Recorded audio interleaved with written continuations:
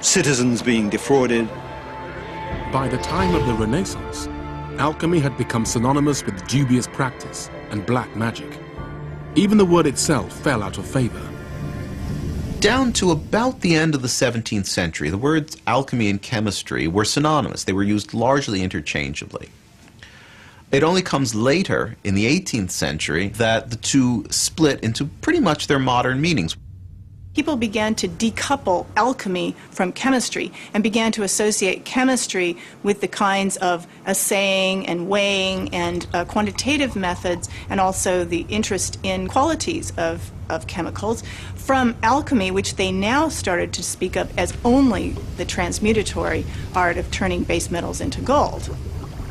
There is a kind of artificial divide between alchemy and chemistry. Where chemistry is a modern science, and alchemy is this sort of shady, somewhat disreputable practice that you really don't want to be involved with. So where does that leave alchemy and the search for the philosopher's stone today? In modern fiction at least, alchemy has been making a comeback. In the book Harry Potter and the Philosopher's Stone, Nicholas Flamel, Dumbledore's unseen partner, is said to be 666 years old. But J.K. Rowling isn't the first to suggest that Flamel didn't die in the 1400s.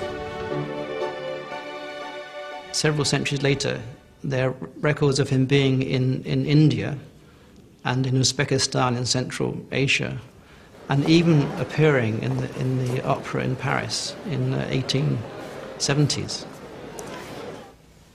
Did he acquire the Philosopher's Stone? Perhaps he's still alive today. And John Dee, whose search for the Philosopher's Stone drove him to despair, is also undergoing a renaissance. Dee's works are published and reprinted. They're very popular among New Age spiritualists. You can even buy transcripts of his conversations with the angels in case you want to try this at home. John Dee would have been extremely gratified to know that the fame and recognition that eluded him under Elizabeth I has in some respects been given to him in the 20th and 21st centuries. But where does alchemy stand in relation to modern science? For the last 200 years, scientists who have looked back on the medieval period have deemed the search for the Philosopher's Stone a fool's quest, and alchemy itself a pseudoscience. However, that assessment is changing. Many of the techniques of chemistry, even if they were not initiated, invented by the alchemists, were nevertheless perfected by them. And we're talking about such fundamental operations as crystallization, distillation, sublimation, fundamental processes in chemistry.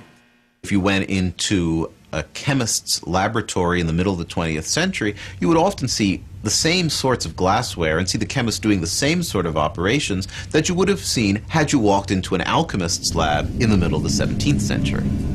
Alchemy also had a direct effect on some of the world's greatest scientific minds. Sir Isaac Newton, for example. We have over 1 million words that Newton copied out from alchemical texts. So clearly, he was a very close reader of these texts. We also know that he worked in a laboratory doing alchemical experiments. One of the matter theories that the alchemist held was that matter was made up of tiny corpuscles that could combine and had specific properties. And Newton seems to have borrowed a good deal of this material in his own science. As for the alchemist's central goal of finding the Philosopher's Stone and transmuting substances into gold, that objective is now actually possible. We can transmute in the sense that nuclear reactions can take the nucleus of other elements and turn them into the nucleus of gold. But the cost for that, in terms of building accelerators, operating them, having the crew and so on, is millions, if not thousands of millions of dollars per microgram of gold. It isn't worth doing. The other reputed power of the Philosopher's Stone, the gift of immortality, has so far eluded science, but the desire for it remains. The dream of immortality is certainly a very old and, I think, persistent human dream. Why did people search for the Philosopher's Stone? I mean, you're looking for the panacea, you're looking for the universal medicine, the universal cure-all, something that perfects matter, whether that's perfecting gold or whether it's perfecting human bodies.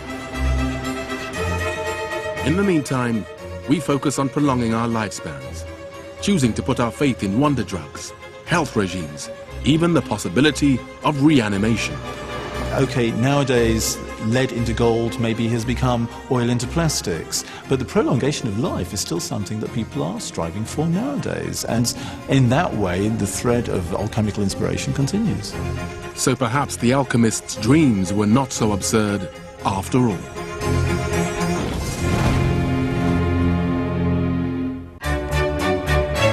No alchemy needed next tonight. We really are giving away £10,000. It's CSI with a bottle of bubbly, 2 glasses, and a corpse. Next on 5.